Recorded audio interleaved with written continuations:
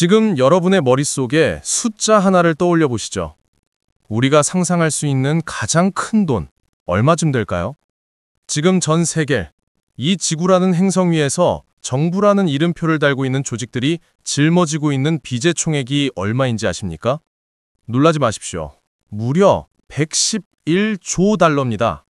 우리 돈으로 환산하면 15경 원이 넘는 돈입니다. 이게 어느 정도인지 감도 안 오시죠? 인류가 역사상 한 번도 경험해보지 못한 실로 천문학적인 액수입니다. 더 충격적인 건 이 수치가 전 세계가 1년 동안 벌어들이는 모든 돈, 즉 전 세계 GDP의 95%에 육박한다는 사실입니다.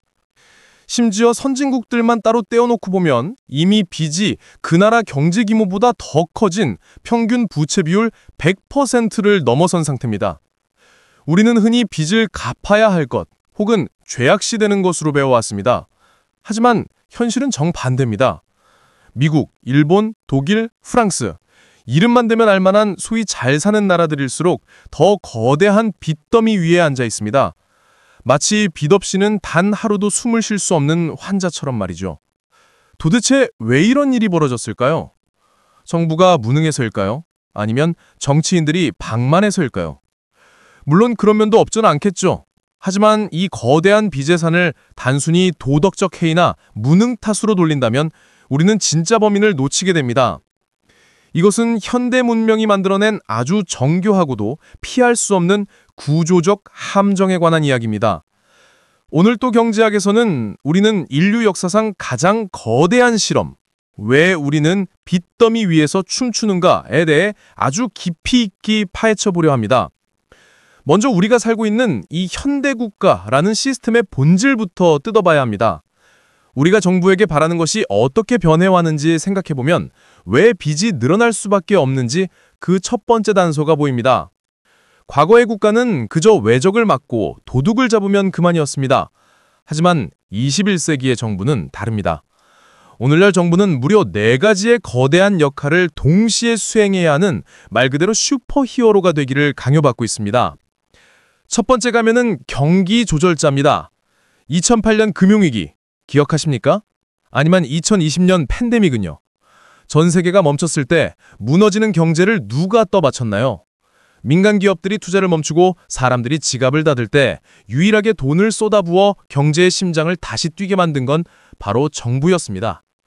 이런 위기가 닥칠 때마다 정부가 빚을 내서 방패막이 역할을 하지 않는다면 우리 경제는 회복 불가능한 치명상을 입게 됩니다. 두 번째 가면은 자애로운 부모, 즉 사회 안전망의 역할입니다. 태어나서 죽을 때까지, 요람에서 무덤까지, 연금, 건강보험, 실업급여, 우리는 정부가 우리의 기본적인 삶을 책임져 주길 바랍니다. 문제는 이게 한번 시작하면 절대 멈출 수 없는 폭주기관차와 같다는 겁니다. 복지 지출은 한번 늘리면 줄이는 게 사실상 불가능한 의무 지출이 되어버리죠.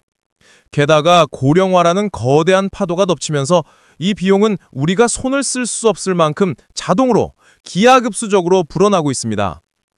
세 번째는 거대 건설자의 역할입니다.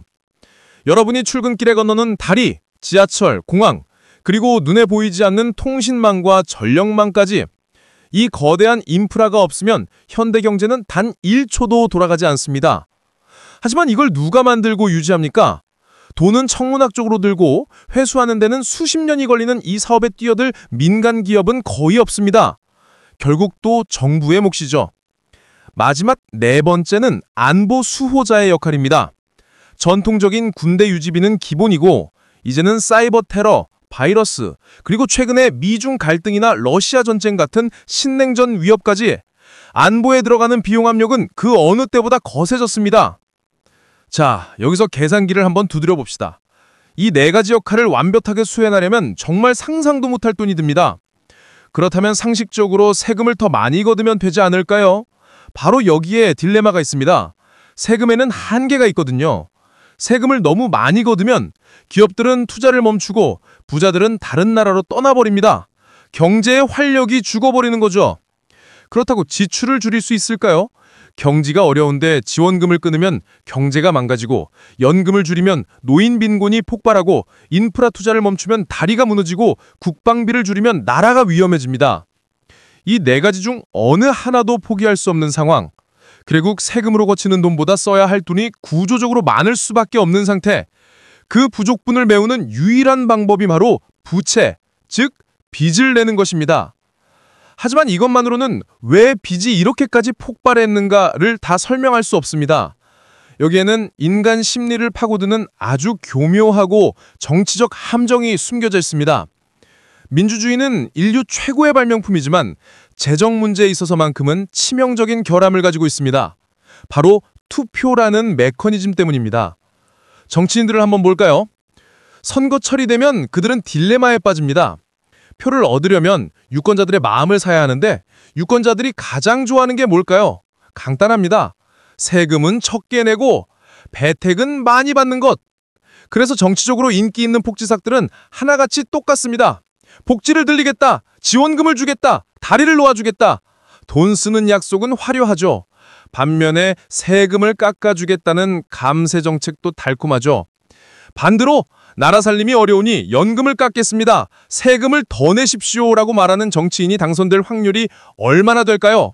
거의 제로에 가깝습니다. 문제는 시차입니다. 지출을 늘리고 세금을 깎아주면 유권자들은 당장 오늘 행복합니다. 하지만 그로 인한 구멍난 재정, 즉 빚의 대가는 몇 년 뒤 혹은 다음 정권 아니면 아예 다음 세대가 치르게 됩니다. 반대로 지금 허리띠를 졸라매고 고통을 감내해서 재정을 건전하게 만들면 그 과실은 훗날에야 열립니다. 4년, 5년마다 선거를 치러야 하는 정치인들에게 미래는 너무 멉니다. 당장 내 임기 안에 성과를 내고 표를 얻어야 하니까요. 그래서 그들은 아주 매력적인 선택을 합니다. 오늘의 파티 비용은 카드로 긁고 청구서는 미래의 아이들에게 보내자. 이게 전 세계 좌파 우파할 것 없이 모든 정당이 빚을 늘리는 이유입니다. 미국을 보세요. 공화당이 집권하면 세금을 깎아서 빚을 늘리고 민주당이 집권하면 복지를 늘려서 빚을 늘립니다. 한국 대선도 마찬가지 아닙니까? 여야 할 것 없이 경쟁적으로 수십조 원짜리 공약을 쏟아내죠.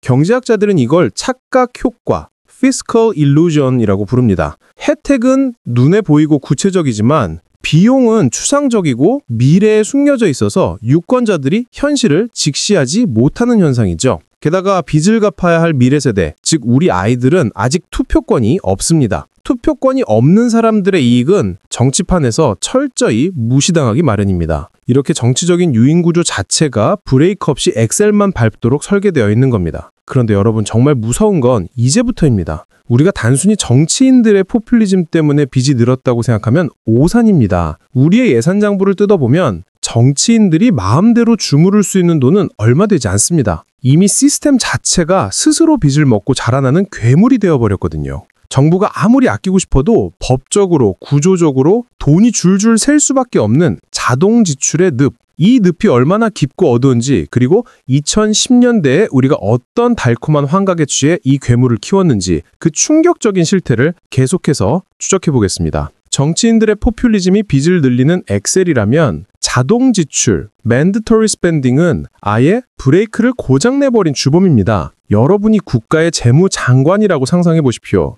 나라 빚이 너무 많아서 예산을 좀 줄여야겠습니다. 장부를 펼칩니다. 그런데 삭감할 수 있는 항목이 거의 없습니다. 왜냐고요? 예산의 70%에서 80%가 이미 법으로 반드시 지출해야 함이라고 못 박혀 있기 때문입니다. 국회에서 망치를 두드리기 결정하기도 전에 그냥 통장에 돈이 들어오자마자 자동으로 빠져나가는 돈, 이게 바로 현대정부 예산의 진짜 얼굴입니다. 그리고 그중 가장 거대하고 무시무시한 괴물이 바로 인구 구조입니다. 지금 전 세계는 늙어가고 있습니다. 그냥 늙어가는 게 아니라 인류 역사상 가장 빠른 속도로 늙어가고 있죠. 한국만 해도 그렇습니다. 지금은 경제활동을 하는 청장년층 4명이 노인 1명을 부양하지만 불과 20년 뒤면 청년 2명이 노인 1명을 업고 가야 합니다. 세금을 낼 사람은 줄어드는데 세금을 받아가야 할 연금 수령자와 병원 갈 사람은 기하급수적으로 늘어납니다.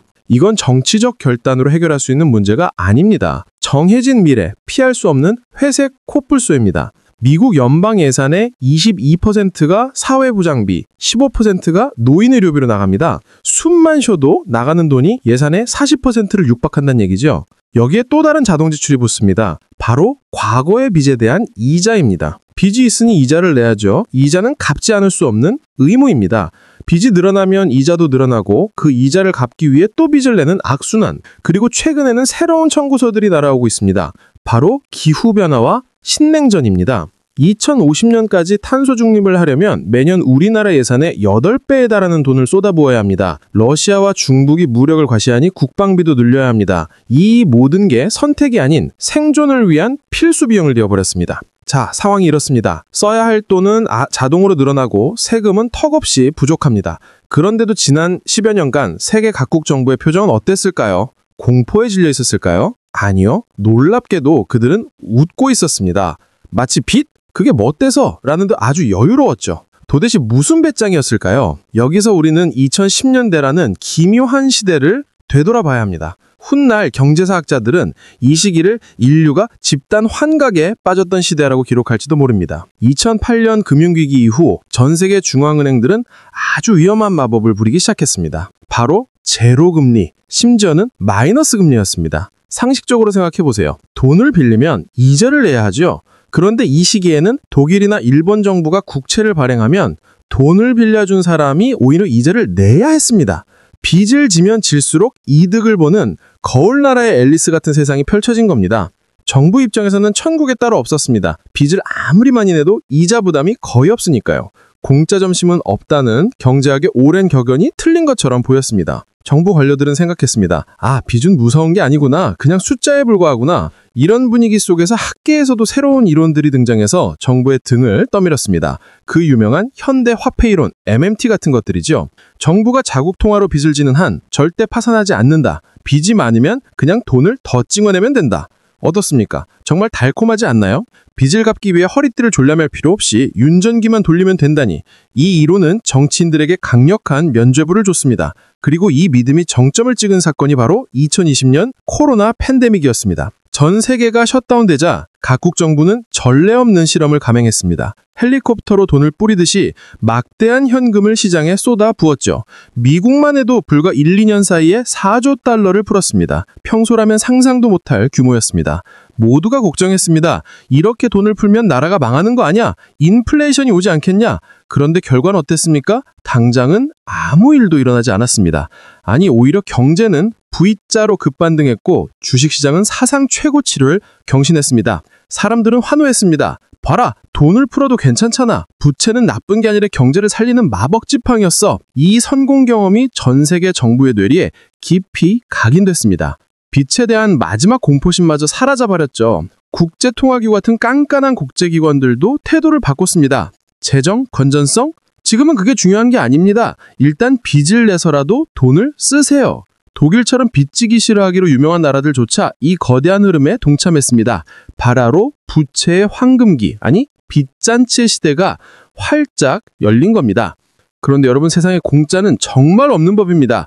우리가 취해 있던 그 달콤한 마법, 즉 저금리와 저물가라는 전제 조건이 영원할 줄 알았는데 그건 착각이었습니다. 파티는 끝났습니다. 청구서가 날아오기 시작했습니다. 그것도 아주 가혹한 형태로 말이죠. 우리가 잊고 지냈던 그 괴물, 인플레이션이 40년 만에 깊은 잠에서 깨어난 것입니다. 그리고 이 괴물이 깨어나자마자 빚더미 위에 앉아있던 정부들은 비명을 지르기 시작했습니다. 공짜인 줄 알고 썼던 그 수많은 돈들이 이제는 칼날이 되어 돌아오고 있습니다. 과연 2022년 이후 금리가 치솟으면서 어떤 참혹한 일이 벌어지고 있을까요? 그리고 왜 정부들은 이제 와서 빚을 줄이고 싶어도 줄일 수 없는 외통수에 갈려버린 걸까요? 2022년 전 세계는 잠에서 깼습니다. 아주 거칠고 고통스러운 방식으로 말이죠. 10년 넘게 잠들어 있던 인플레이션이라는 괴물이 눈을 뜨자 각국 중앙은행들은 패닉에 빠졌습니다. 불을 끄기 위해 그들이 할 수 있는 유일한 행동은 금리를 올리는 것이었습니다. 그것도 아주 급격하게요. 미국 연준은 제로였던 금리를 불과 1년 반 만에 5.5%까지 끌어올렸습니다. 한국은행도 7배나 올렸죠. 이게 무슨 뜻일까요? 정부가 빚을 낼 때 치러야 할 비용이 하루아침에 몇 배로 뛰었다는 얘기입니다. 그 결과는 참혹했습니다. 2024년 미국 정부가 빚에 대한 이자로만 낸 돈이 얼마인지 아십니까? 무려 1조 1천억 달러가 넘습니다. 이게 얼마나 미친 숫자인지 감이 안 오시죠? 천조국이라 불리는 미국의 그 막강한 국방비, 전 세계 미군을 움직이고 항공모함을 띄우는 국방 예산이 8,500억 달러 수준입니다. 그런데 이제는 나라를 지키는 돈보다 빚쟁이들에게 이자를 주는 돈이 더 많아진 겁니다. 역사상 처음 있는 일입니다. 가난한 나라들의 상황은 더 비참합니다.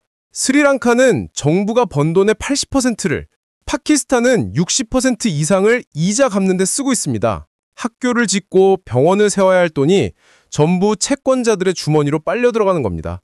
자, 이제 정부들은 딜레마에 빠졌습니다. 이자가 감당이 안 되니 빚을 줄여야겠죠? 그런데 여기서 정말 소름 돋는 반전이 기다리고 있습니다. 정부가 마음을 독하게 먹고 이제부터 빚을 안 내겠습니다. 빚을 다 갚겠습니다. 라고 선언하면 어떻게 될까요? 나라가 건강해질까요? 아니요. 놀랍게도 그 순간 전 세계 금융 시스템이 붕괴합니다. 이게 무슨 궤변이냐고요? 이것이 바로 현대 금융 시스템이 가진 가장 기이한 모순, 안전자산의 역설입니다. 우리가 은행에 돈을 맡기면 은행은 그 돈을 금고에 넣어두지 않습니다. 어딘가에 투자를 하죠. 그런데 법적으로 은행이나 보험사, 연기금 같은 거대 금융기관들은 반드시 가장 안전한 자산을 일정 비율 이상 가지고 있어야 합니다.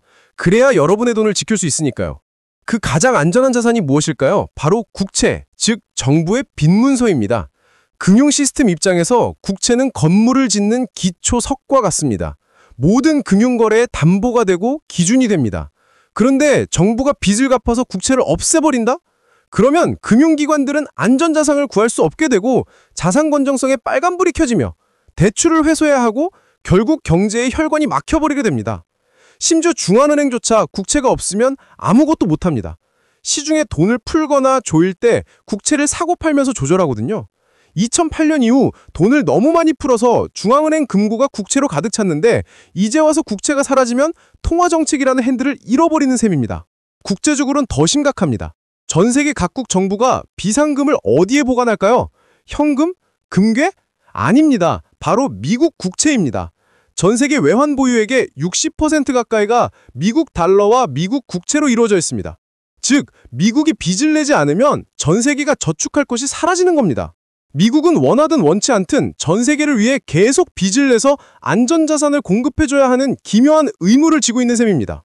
우리는 빚을 혐오하지만 아이러니하게도 우리가 사는 이 자본주의 시스템은 정부의 빚을 먹고 살도록 설계되어 있습니다. 빚이 너무 많아도 터지지만 빚이 없어져도 멈춰버리는 시스템. 우리는 이제 이 거대한 부채에 덫에서 빠져나갈 구멍을 완전히 잃어버린 걸지도 모릅니다. 그렇다면 우리의 미래는 어떻게 될까요? 안타깝지만 전망은 밝지 않습니다. 앞서 말씀드린 자동지출 괴물들은 점점 더 커지고 있으니까요. 고령화로 연금 폭탄은 카운트다운에 들어갔고 기후위기는 매년 수천억 달러를 요구합니다. AI와 로봇에게 일자리를 뺏긴 사람들을 위한 기본소득 논의까지 나오면 재정 부담은 상상을 초월할 겁니다. 결국 정부가 선택할 수 있는 길은 세 가지뿐입니다. 첫째, 고통스럽지만 세금을 왕창 올리고 복지를 줄이는 구조개혁의 길. 하지만 프랑스 연금개혁 시기 보셨죠? 이건 정치적 자살행위나 마찬가지라 실현 가능성이 낮습니다. 둘째, 그냥 지금처럼 계속 빚을 늘리며 폭탄 돌리기를 하는 길. 가장 쉽지만 언젠간 영국 리즈트러스 사태처럼 시장에 보복을 당할 겁니다. 셋째, 어쩌면 가장 유력한 시나리오. 바로 인플레이션 용인입니다. 물가가 오르면 화폐 가치가 떨어지죠. 그럼 정부가 갚아야 할 빚의 실질적인 가치도 같이 떨어집니다. 정부 입장에서는 빚을 탕감받는 가장 조용하고 교활한 방법입니다. 물론 그 고통은 앉아서 월급의 가치를 도둑맞는 우리 서민들이 짊어져야 하겠지만 말이죠. 여러분, 국가는 망하지 않는다는 말, 반은 맞고 반은 틀립니다. 국가는 사라지지 않을지 몰라도 그 대가는 혹독합니다. 이제 우리는 인정해야 합니다. 빚 없는 청정구역으로 돌아갈 방법은 없습니다. 정부 부채는 이제 상수입니다. 중요한 건 빚이 있느냐 없느냐가 아니라 그 빚을 어디에 쓰느냐입니다. 미래를 위한 투자, 아이들을 위한 교육, 성장을 위한 인프라에 쓰는 빚은 좋은 빚이 될 수 있습니다. 하지만 당장의 표를 얻기 위해 노인들의 용돈을 위해 허공에 뿌리는 빚은 미래 세대의 등골을 패먹는 약탈입니다. 내 월급이 오르지 않는 이유, 물가가 미친 듯이 오르는 이유, 내 집 마련이 점점 꿈이 되어가는 이유, 이 모든 것의 배후에 바로 이 거대한 국가 부채의 순환고리가 연결되어 있습니다. 우리는 지금 인류 역사상 가장 거대한 신용화폐 실험의 한복판에 서 있습니다. 이 실험의 끝이 어딘지 아무도 모릅니다. 하지만 적어도 우리가 밟고 서 있는 이 땅이 반단한 안반이 아니라 언제 꺼실지 모르는 빚더미 위라는 사실만큼은 기억해야 하지 않을까요? 다음 세대에게 우리가 물려줄 것이 번영의 열쇠일지 아니면 영원히 갚지 못할 차용증일지 지금 우리의 선택에 달려 있습니다. 거대한 부채의 소용돌이 그 진실을 마주한 여러분의 생각은 어떠신가요? 오늘 또 경제학에서 준비한 이야기는 여기까지입니다. 이 큰 변화 속에서 길을 잃고 싶지 않다면 구독과 좋아요, 알림 설정 꼭 부탁드려요. 오늘 또 경제학 다음 시간에 더 재미있고 실용적인 이야기로 돌아오겠습니다. 오늘 또 시청해 주셔서 감사합니다.